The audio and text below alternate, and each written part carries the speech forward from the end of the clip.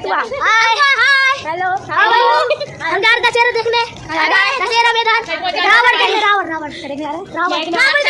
मेघनाथ का छोटा भाई मेघनाथ का छोटा भाई है मेघनाथ का है दोस्तों, आप सभी को मेरे छोटे से मिनी ब्लॉग्स में स्वागत है। तो आज है दशहरा, आप सभी को दशहरा की हार्दिक शुभकामनाएं। तो आज वो दिन है जो कि राम जी ने रावण का दहन किया था।